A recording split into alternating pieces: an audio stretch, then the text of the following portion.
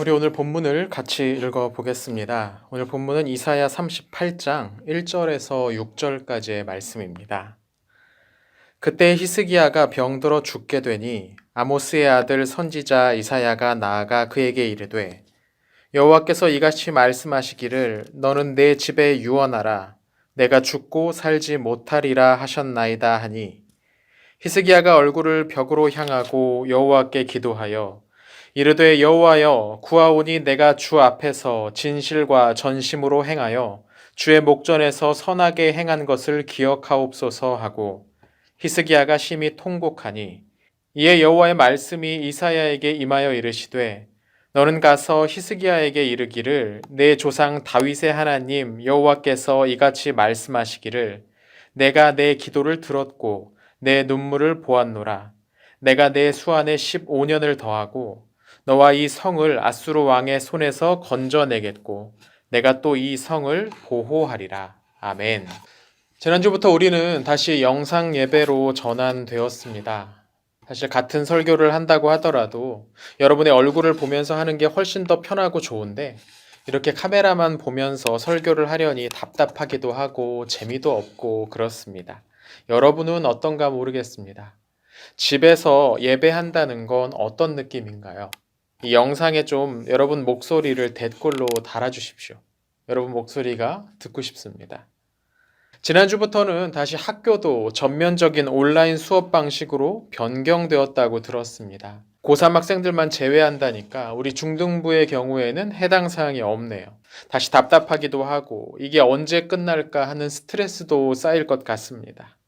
하루에 몇 번씩 울리면서 우리 주변에 누가 코로나19에 감염되었는지 확진되었는지 그런 내용의 문자가 오니까 이제는 휴대폰 알람 소리만 들어도 한숨이 나오더라고요.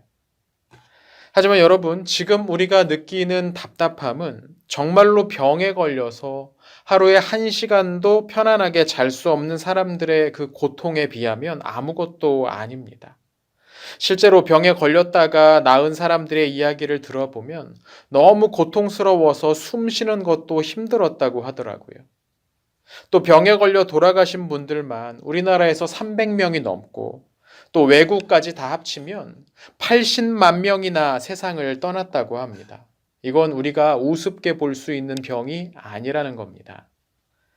나는 건강하지만 내가 모르는 새에 다른 사람에게 병을 옮길 수도 있으니 다 같이 조심하는 게 맞습니다.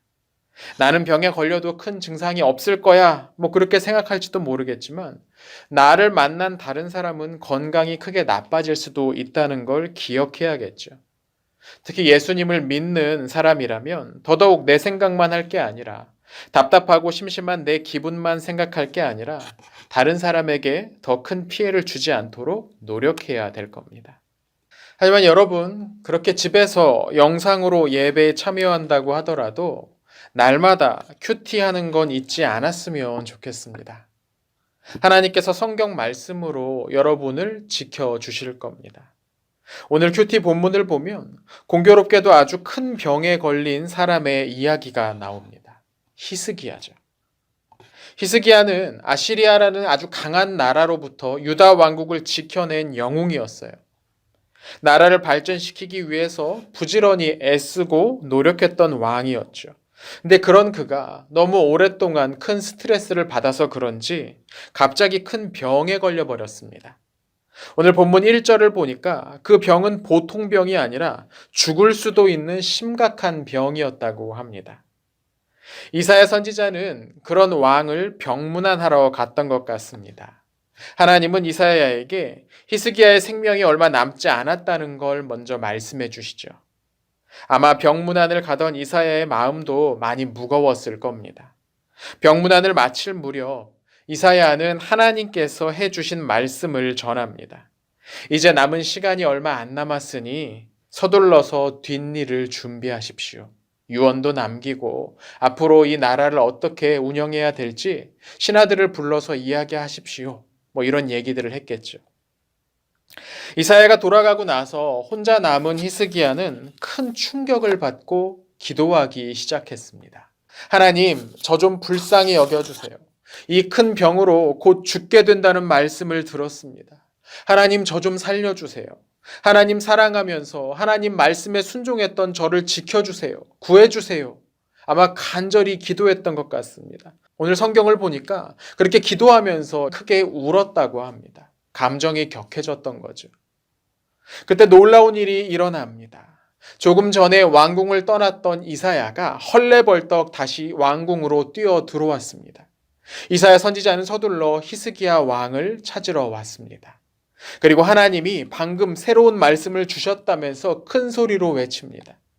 하나님이 말씀하시기를 왕이 죽지 않고 15년을 더 사실 거라고 하셨습니다. 뿐만 아니라 여전히 우리 유다 왕국을 노리고 있는 아시리아가 절대로 이길 수 없도록 지켜주시겠다고도 말씀하셨습니다. 하나님께서 기도를 들으시고 은혜를 베풀어 주셨던 겁니다. 여러분, 하나님은 은혜를 베풀어 주시는 분입니다. 그분은 늘 백성들을 위험으로부터 건져내시는 분입니다. 히스기야만이 아니에요. 수많은 믿음의 사람들이 하나님께 간절히 구함으로 병에서 치유되는 경험을 했습니다. 한두 명이 아닙니다. 수십, 수백, 수천 명이 넘는 많은 사람들이 구원하시는 하나님, 구해주시는 하나님을 경험했다는 겁니다. 코로나 사태로 수많은 사람들이 걱정하고 피해를 입고 있습니다. 이 상황에서 우리가 믿고 의지할 수 있는 것은 역시 하나님뿐입니다. 하나님만이 우리를 구하실 수 있다는 말입니다. 물론 하나님께 구한 모든 사람들이 질병으로부터 다 치유되었던 것은 아닙니다. 어떤 사람은 기도했지만 고통스러운 현실을 살아갈 수도 있을 겁니다. 하지만 그게 하나님께서 우리를 버리셨다는 뜻은 아닙니다. 이 세상은 전부인 게 아니거든요. 이 세상이 전부가 아니라는 말입니다. 이 세상이 전부라고 생각하는 사람에게는 병들고 죽는 일은 실패한 인생처럼 여겨질 겁니다. 하지만 이 세상이 전부가 아니라 더 큰 세상이 그 뒤에 있다는 것을 아는 사람은 조금 다르게 생각할 겁니다. 하나님은 더 큰 것을 준비하고 계십니다. 예수님께서는 이 세상에서 괴로움을 당하는 사람들이 그 후에 더 큰 복을 받게 될 것이라고 말씀하셨습니다. 가난한 사람들에게 천국이 선물로 주어지고 애통하는 사람, 우는 사람에게 하나님의 위로가 주어질 것이라고 주님은 약속하십니다. 하나님이 주시는 이 복은 이 세상에서만 누리는 게 아니라는 겁니다. 어떤 복은 조금 더 나중에 누릴 수도 있는 것이죠. 하나님은 우리가 살든 죽든 우리를 떠나지 않으십니다. 하나님은 우리를 끝까지 책임져 주시는 분이라는 겁니다. 단순히 이 세상에서 몇 년을 더 살게 해주시는 것이 아니고 돈을 얼마 더 벌게 해주시거나 우리가 원하는 학교에 들어가게 해주시는, 그렇게 도와주시는 분만이 아니라는 겁니다. 하나님께서 우리에게 주시는 가장 큰 복은 하나님이 우리를 끝까지 책임져 주신다는 점입니다.